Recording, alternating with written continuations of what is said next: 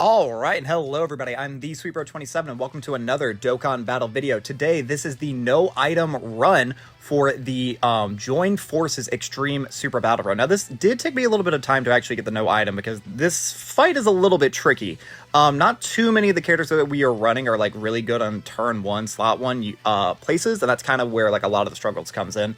So I will really quickly run down the team that I'm using and kind of go over my strategy, and then I will list off a couple of other characters that you could theoretically run.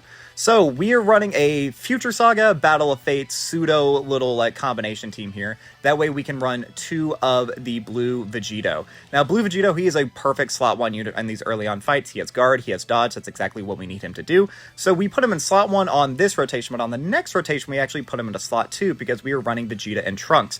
Vegeta and Trunks at the start of the fight, they're roughly around the same level of tankiness. I actually think Vegeta and Trunks have higher defensive stats at the start.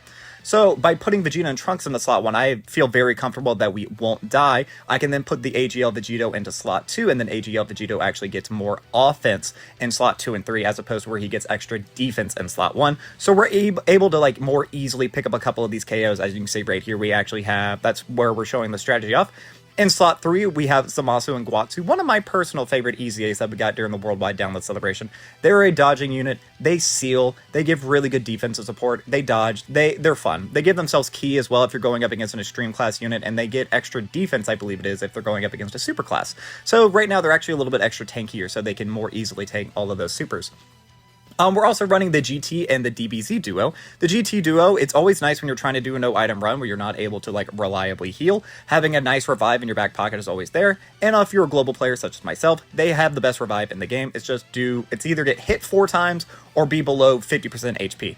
And in these fights where if you get tagged by a super, most of the time you're either dead or you're very close to dead, it's very easy to drop below that 50% HP threshold, meaning it is super, super easy to get that revive. That means you just get to do a bunch of damage to one of the enemies, and then boom, you pretty much get to go on with your turn. And then the final pick that we have there, as you can see, is actually the androids from the Future Saga or whatever. They're nice just because they have the Ghost Usher. I really wasn't able to take too much advantage of them because I don't know how many of these bosses actually launch beam super attacks. I would imagine it'd be most of them. They never got tagged by a super. I was always trying to put them where like the least amount of harm would be. Since I couldn't prioritize giving them all their orbs, they do need orbs to get their extra defense and offense. So I was a little bit scared running them, just kind of putting them anywhere outside of slot 3. And then I don't know if I mentioned this, but the DBZ duo. We are also running the DBZ duo. They are a phenomenal damaging unit.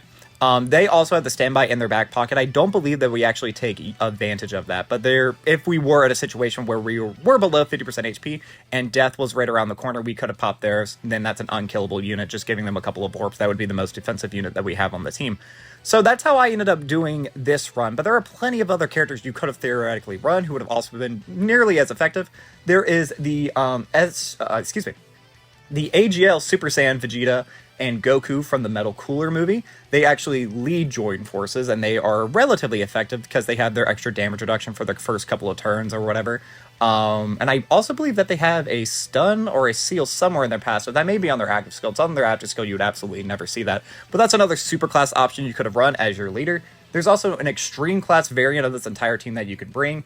You could have the Hellfighter 17, you could have Dr. Gero, Dr. Mew, you could have Dr. Gero and Android 19, the TOP androids. There were a lot of, oh yeah, the TOP androids would have been really nice.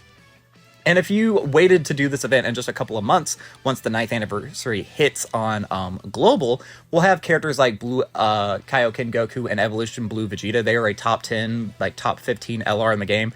They are incredible, and they would pretty much destroy this event 100% with how many attacks that they're able to launch.